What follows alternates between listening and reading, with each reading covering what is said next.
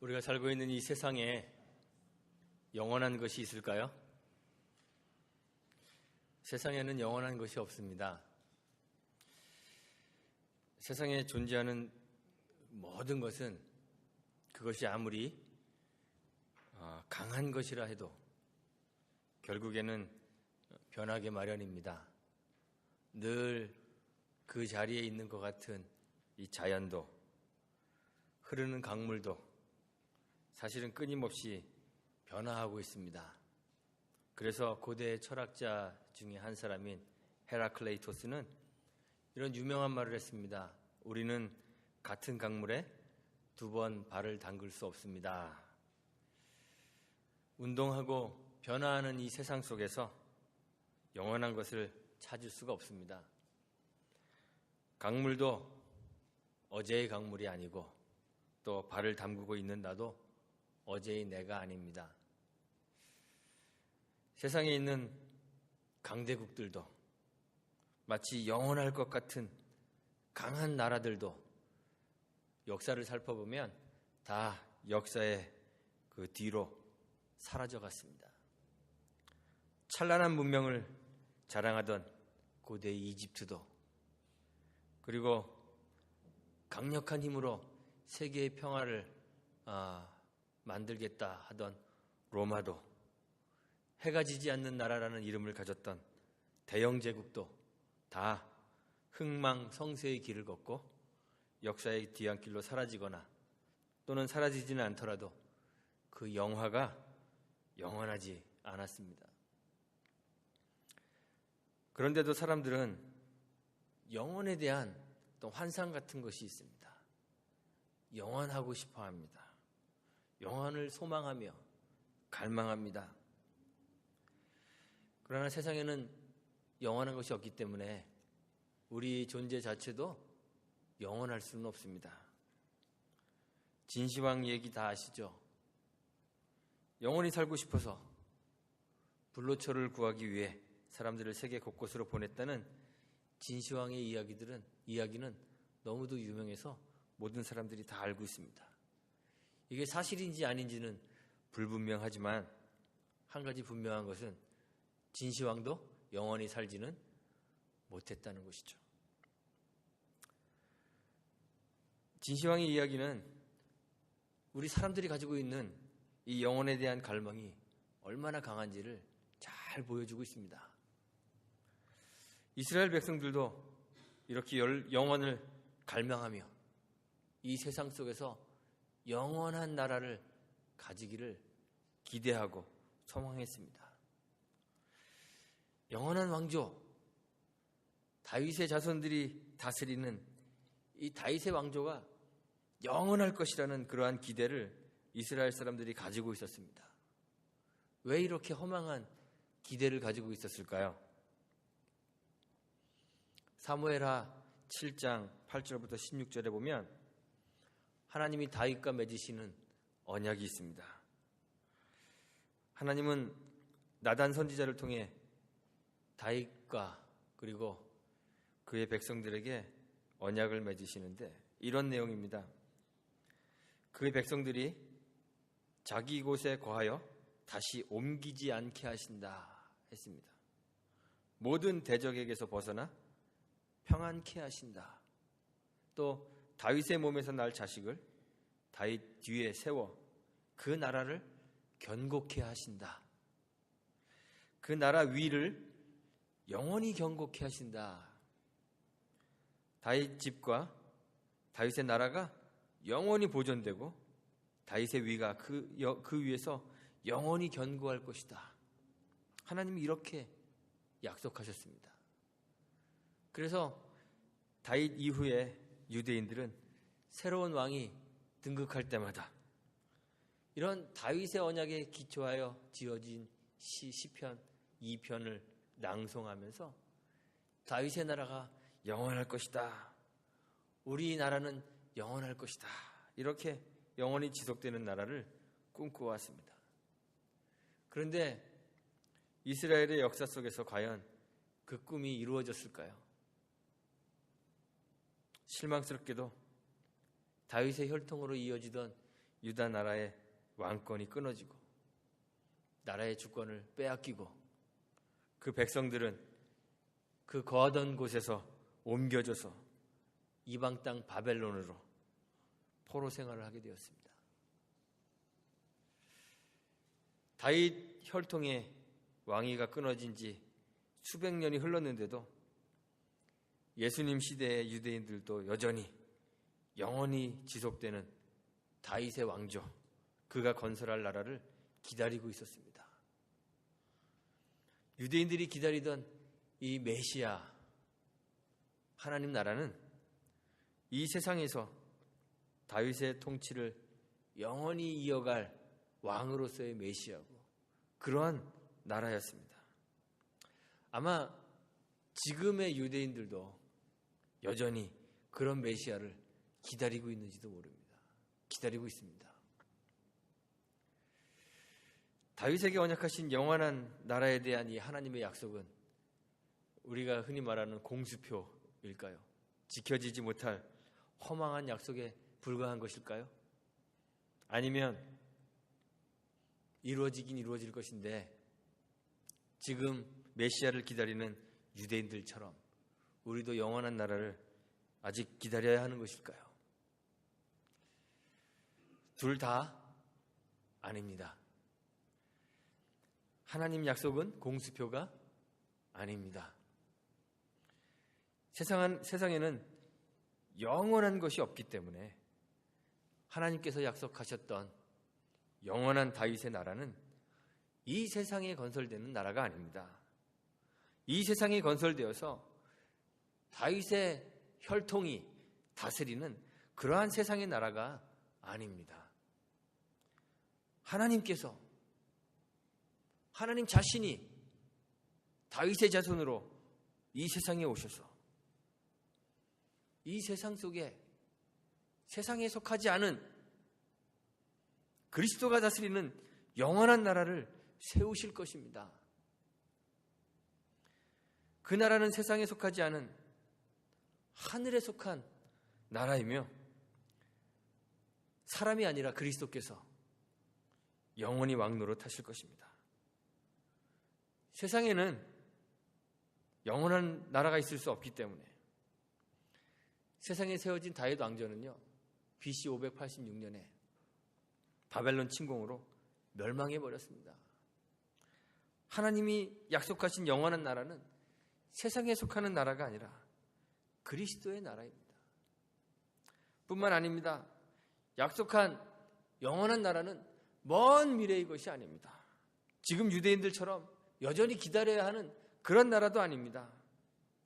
예수 하나님의 아들이 다윗의 자손으로 이 세상에 오셔서 하나님 나라를 여기에 가지고 오셨습니다. 세상에 속하지 않은 영원한 하나님 나라를 우리는 언제 경험하죠? 죽어서 경험하는 것이 아니라 지금 여기서 경험하게 되었습니다. 그리스도께서 십자가에서 죽으시고 부활하시고 승천하셔서 이 땅에 하나님 나라가 시작된 것과 예수의 다스림이 시작된 것을 선포해 주셨습니다. 이 세상에는 영원한 것이 없고 영원한 나라도 없습니다.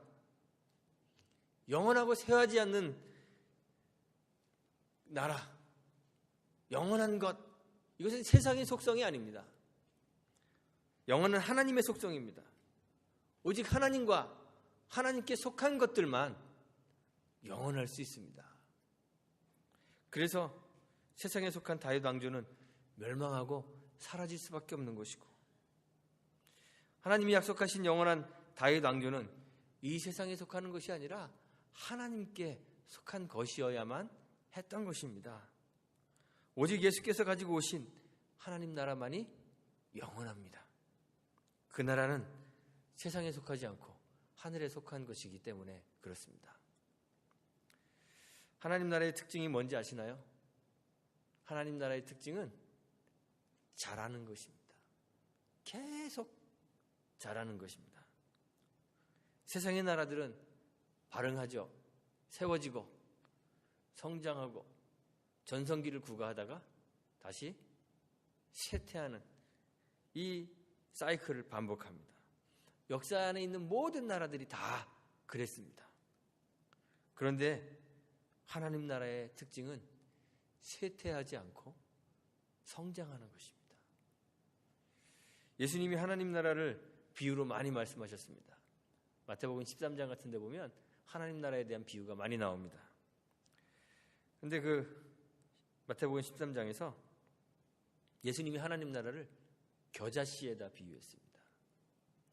천국은 마치 사람이 자기 밭에 갖다 심은 겨자씨 한 알과 같다고 했습니다. 왜 천국이 겨자씨 같을까요? 왜냐하면 겨자씨는 모든 씨보다 작은 것이지만 그것을 심으면 자라납니다. 후에는 나물보다 더 큰 나무가 되고 공중의 새들이 거기에 깃들 수 있도록 그렇게 성장하기 때문에 그렇습니다. 그래서 예수님은 하나님의 나라를 겨자씨에다 비유했습니다. 또 예수님은 천국을 마치 여자가 가루 서말 속에다 집어넣은 누룩과 같다고 했습니다. 왜 천국이 누룩과 같을까요? 보이지 않는 적은 양의 누룩이지만 그 누룩이 가루 전부를 부풀게 하기 때문에 그렇습니다. 쇠하지 않고 성장하는 것이 하나님 나라의 속성입니다. 베드로는 하나님 나라에 대해서 베드로전서 1장 4절에서 이렇게 표현했습니다. 썩지 않고 더럽지 않고 쇠하지 않는 기업이다. 이렇게 표현했습니다. 세상에 그 어떤 것도 영원하지 않지만 하나님과 하나님의 말씀은 영원합니다. 이사야 선지자가 그래서 노래하죠. 풀은 마르고 꽃은 시드나 우리 하나님의 말씀은 영영이 서리라고 했습니다. 우리의 구원, 거듭나는 것이 썩지 않는 것으로 되었기 때문에 신자는 영원한 하나님 나라를 이 세상 속에서 살아가게 됩니다. 영원한 하나님 나라의 백성으로 영원한 삶을 살게 됩니다. 베드로가 베드로전서 1장 23절에서 이렇게 이야기하죠. 너희가 거듭난 것이 썩어질 씨로 된 것이 아니요 썩지 아니할 씨로 된 것이니 하나님의 살아있고 항상 있는 말씀으로 되었느니라 이야기했습니다. 그래서 사내들인 공의의 사람들이 사도들에 대하여 크게 노하고 그들을 잡아서 죽여 없애버리려고 할 때 사도들의 사상과 그 하는 일들을 보면서 이들이 전하는 복음과 사역이 하나님께로서 났으면 저희를 무너뜨릴 수 없겠고 도리어 하나님을 대적하는 자가 될 것이다. 이렇게 사람들을 만류했던 이 가말리엘의 이 말이 참 옳은 말이에요. 옳은 것이에요. 사람의 뜻으로 세상에 세우는 모든 왕국들은요 다 결국은 힘을 잃고 사라져버립니다. 드다가 그랬고 유다가 그랬습니다. 과거에 드다라는 사람이 일어나서 사람들을 꿰었습니다. 사람들을 선동해서 약 400명이 넘는 사람들이 드다를 따르도록 만들었습니다. 그런데 드다가 죽자 줬던 모든 사람들이 다 흩어져 버렸다고 성경이 기록하고 있습니다. 갈릴리 출신의 유다라는 사람도 백성들을 꿰어서 자신을 좁게 하였습니다. 그런데 유다가 망하자 따라다니던 모든 사람들이 다 흩어져 버렸습니다. 세상이 항상 하나님의 일에 대해서 시험합니다. 핍박하고 조롱합니다. 그런데 세상이 이렇게 하나님의 나라를 하나님의 일하는 것을 시험할 때 만약 그 하나님의 이름으로 일어나는 그 모든 일들이 정말 하나님의 일이 아니라면 하나님 나라의 일이 아니라면 세상의 시험 앞에 무너져 버립니다. 드다가 그랬고 갈릴리 유다가 세상의 시험을 견뎌내지 못하고 다 허물어져 버렸습니다. 그래서 가말리엘이 지금 예수의 이름으로 사도들이 일으키고 있는 이 소란, 이 운동도 한번 지켜보자고 이야기하는 거예요. 한번 지켜보자. 예수는 스스로를 하나님의 아들이라고 주장했습니다. 그리고 많은 사람들이 그 예수를 쫓아다녔습니다. 유대인들이 시험하죠. 유대의 관원들이 시험합니다. 예수를 잡아 십자가에 못 박아 죽였습니다. 만약 사도들의 가르침과 복음 전도가 세상의 것이라면 세상의 것은 영원하기 때문에 이 사상과 소행이 무너져 버릴 것입니다. 그들의 가르치는 가르침과 그들의 신앙이 무너져 버릴 것입니다. 그러나 만약 하나님께로서 났으면, 하나님 나라의 일이라면 저희를 무너뜨릴 수 없을 것입니다. 지금 가말리엘이 한 이야기가 이 이야기입니다. 지금도 세상에 존재하는 하나님의 나라는 지독한 시험을 받고 있습니다. 하나님의 교회는 세상으로부터 지독하게도 시험을 치르고 있습니다. 세상의 교회를 미워합니다. 세상의 교회를 박해하고 영원하신 하나님 말씀의 진리됨을 의심합니다. 사도들은 예루살렘 공의에 사내들인 공의에 사로잡혀서 예수의 이름으로 전하지 말도록 협박당하고 위협당했습니다. 영혼을 상실한 세상은 이 하나님 나라 영혼을 늘 파괴하려고 하죠. 죄를 아시죠? 죄가 뭔지 아시죠? 죄가 세상에 가지고 온 게 뭔지 아십니까? 바울은 이렇게 이야기했습니다. 로마서 5장 12절에서 한 사람으로 말미암아 죄가 세상에 들어오고 죄로 말미암아 사망이 왔나니 이와 같이 모든 사람이 죄를 지었으므로 사망이 모든 사람에게 이르렀느니라. 야고보 사도도 이야기합니다. 야고보서 1장 15절에서 욕심이 잉태한 즉 죄를 낳고 죄가 장성한 즉 사망을 낳느니라 그랬습니다. 죄가 죽음을 가지고 왔습니다. 죄가 우리에게서 영혼을 빼앗아 가버렸습니다. 죄와 사망 아래에 있는 이 세상은 영혼을 빼앗아 가려고 합니다. 영혼을 파괴하려고 합니다.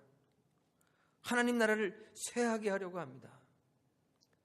베드로전서 5장 8절에 보면 베드로가 이야기하죠. 대적 마귀가 우는 사자같이 두루다니며 삼킬 자를 찾는다고 했습니다. 영혼을 파괴하고 사망의 그늘 아래로 우리를 끌어들이기 위해 교회를 위협합니다. 사단은 아담과 하와에게서 영혼을 빼앗아갔습니다. 하나님을 대적하도록 유혹했습니다. 아담과 하와 때만 그렇게 한 게 아닙니다. 성경의 역사를 보면 사단은 하나님의 세력들을 무너뜨리려고 합니다. 에스더가 살고 있었던 세대에는 아각 사람 하만이 하나님의 백성인 유대인을 지상에서 전멸시키려고, 지상에서 쓸어버리려고 음모를 꾸미기도 했습니다. 세상은 영원한 하나님 나라를 이 땅에 가져오시는 예수 그리스도를 붙잡아 그를 십자가에 못 박았습니다. 이 세상에서 하나님 나라는 계속되는 위협과 박해로 시험당합니다. 그런데 정말 하나님 나라는 쇠하지 않습니다.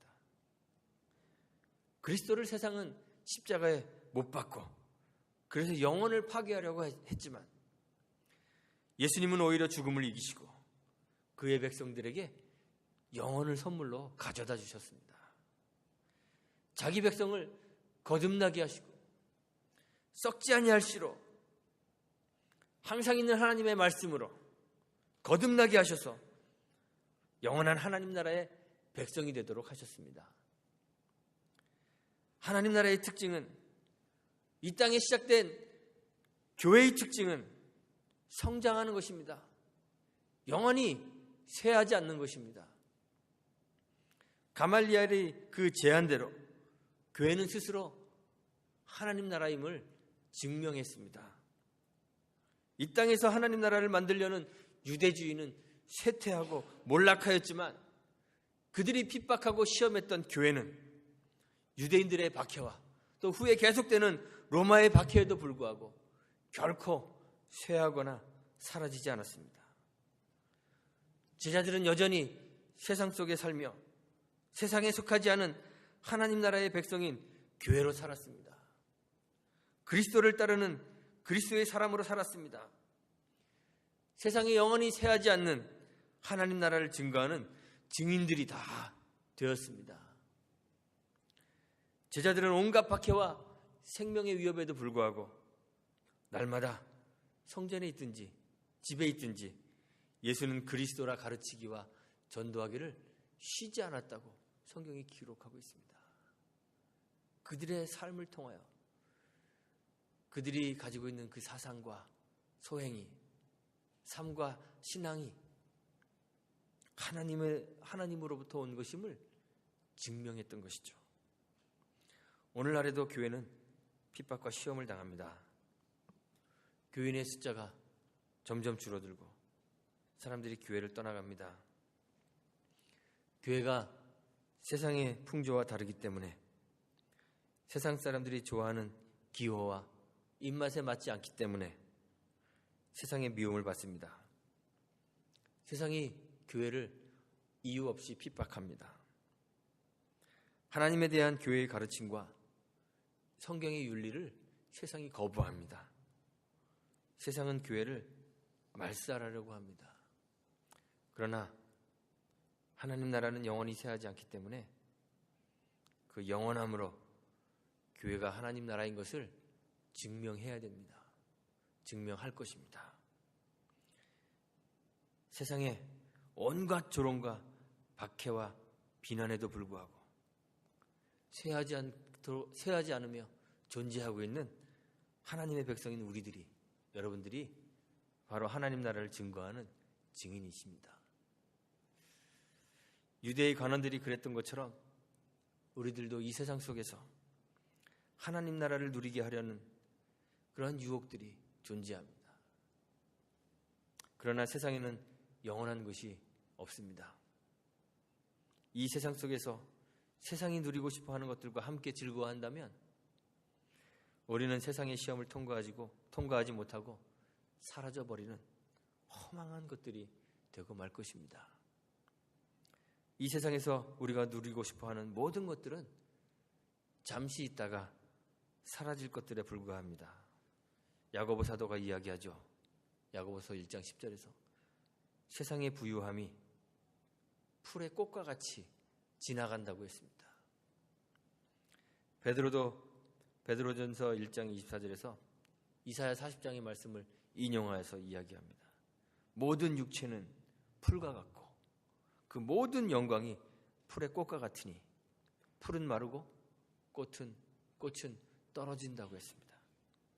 우리의 생명도 잠깐 보이다가 사라지는, 없어지는 안개라고 야고보 사도가 이야기하고 있죠. 초대 예루살렘 교회의 사도들과 성도들이 온갖 시험과 박해 속에서도 신앙을 포기하지 않고 예수를 쫓는 삶을 살아서 영원한 하나님 나라를 증거하는 증인이 되었듯이 우리도 교회를 미워하고 핍박하는 이 세대 속에서 예수를 좇는 삶을 살아서 하나님의 증인이 되어야 하는 것입니다. 여러분은 이미 그렇게 되신 것이에요. 우리는 세상에 존재하는 영원한 하나님 나라의 백성이며 그 나라의 증인이기 때문에 우리가 소망하는 소망 역시 이 땅과 이 땅에 속한 것이 아니라 하늘에 속한 것에, 영원한 것에 두고 사셔야 합니다. 우리를 시험하는 이 세상에 대하여 사도들과 같이 영원한 하나님 나라를 증거하는 삶을 살 수 있게 되기를 간절히 소망합니다. 영원한 하나님 나라의 백성으로 곧 사라질 것들을 위해 살지 않고 영원히 존재하는 것들, 하나님 말씀을 위하여 사시는 여러분들이 되시기를 간절히 소망합니다.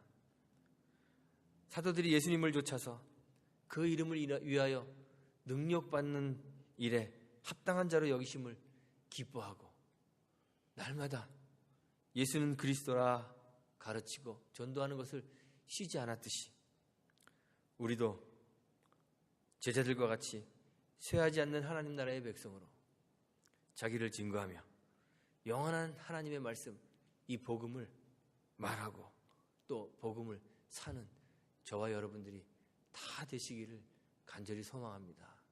그래서 우리 교회가 이 하나님을 대적하는 이 시대에 사도들과 같이 교회를 지키고 하나님 나라를 증거하는 그런 아름다운 교회, 그런 주칫돌 교회가 되기를 주님의 이름으로 축원드리고 또 부탁드리겠습니다. 함께 기도합니다.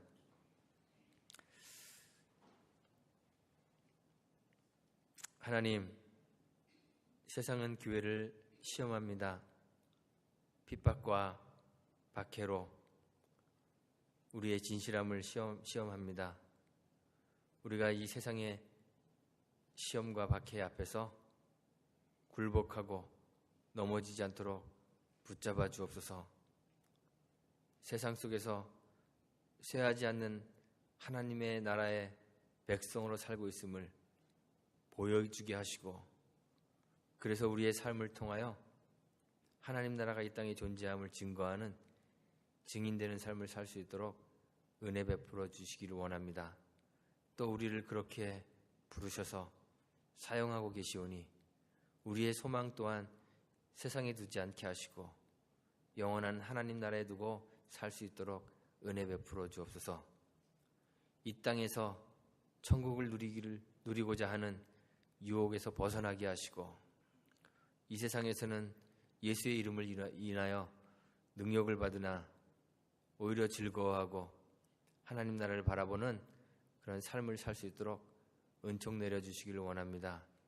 우리 교회가 그러한 하나님 백성으로 가득 차게 하셔서 우리 교회를 통해 세상 속에 하나님 나라가 증거되고 영원히 살아계신 그 하나님의 말씀이 전파되는 놀라운 일들이 많이 일어나도록 은혜 베풀어 주옵소서.